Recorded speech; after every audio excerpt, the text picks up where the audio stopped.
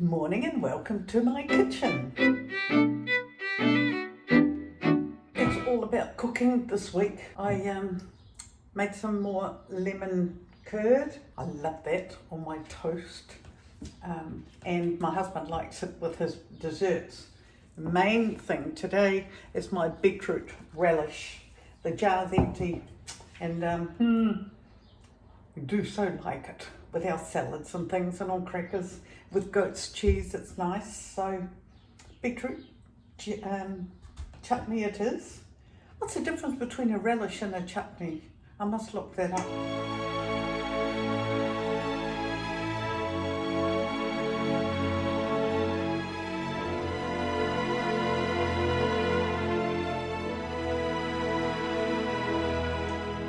But anyway, so I'll just go and grab all my ingredients and we'll get started.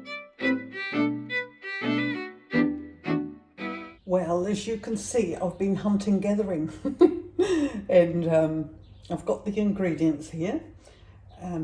I have close to 600 grams here and I'll be slicing those. I cooked them last night so that they could cool off, and they're not quite cooked. They're sort of still a wee bit firm, and I like it that way because they're going to go in the pot after and cook a bit more.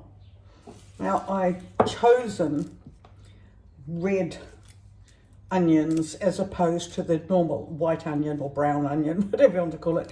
I actually quite like the flavour of that because we're using vinegar. Now I do that with most recipes. Somebody will have a recipe online or in a book and I'll read it and I think, oh, I would have chosen this or that. So I'm always adapting. Recipes. There are a few recipes I do exactly as as they are.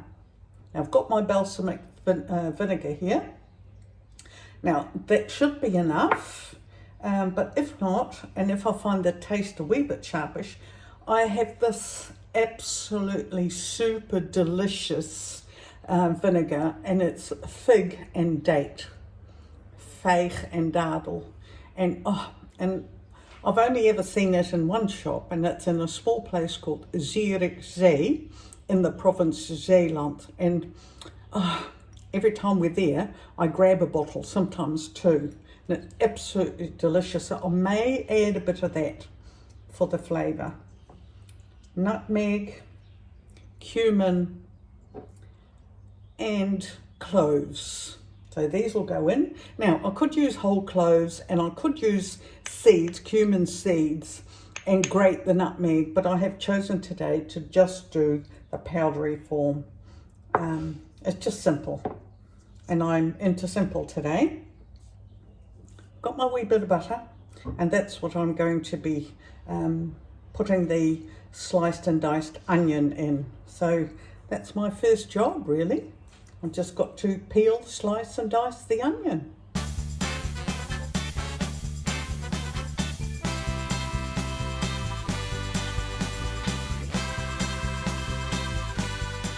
Now I'm just going to grab another onion out of my stash. Now this bucket, it's an old enamel bucket, and it says aardappelen, which is potatoes.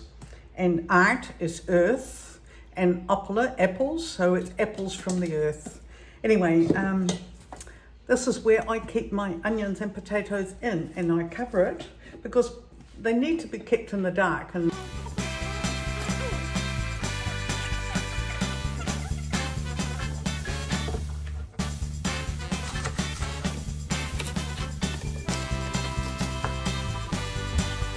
so here we go. First thing I'm going to do is just lightly melt the butter. Now while that is melting, I'm just going to measure off the spices.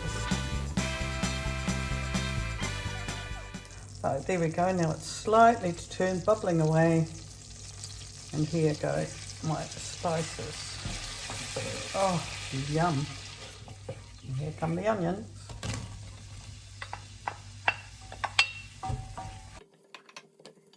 Good. Here goes the vinegar.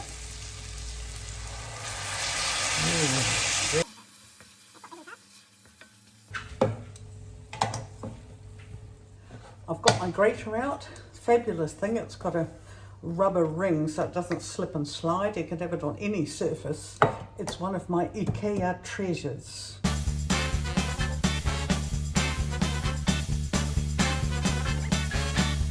Just adding the last of the beetroot.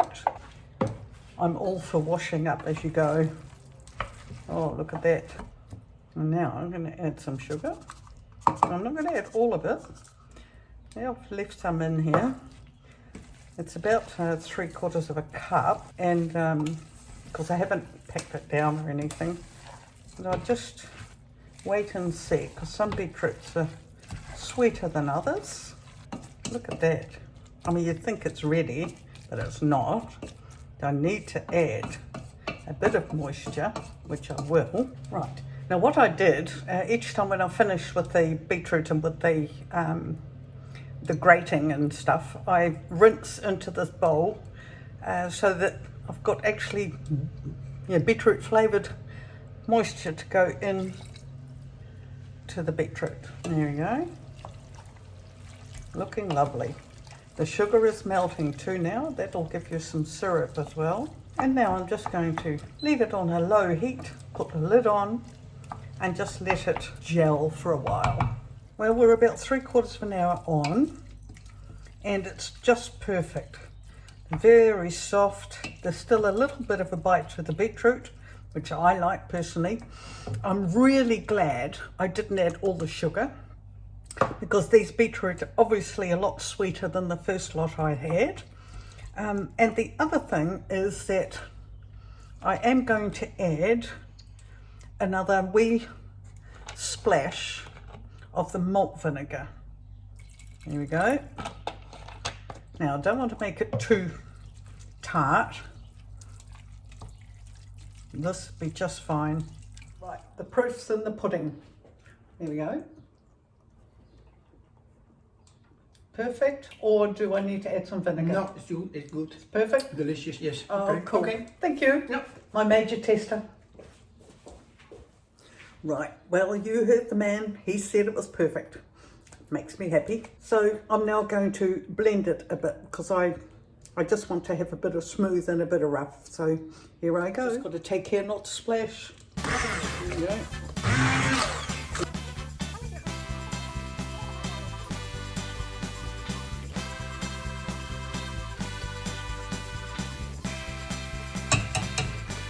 There we go. Now it's time for the jar. So here we go. As you can see, it's not soaking wet. It's not soupy at all.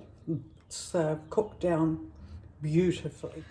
Well, I'm totally satisfied how it went, and I'll now let these jars settle. I've got these upside down, but they'll create a vacuum, and I don't need to do that with this jar. So yeah, lovely. And I hope you try the recipe too. I'm sure you won't be disappointed.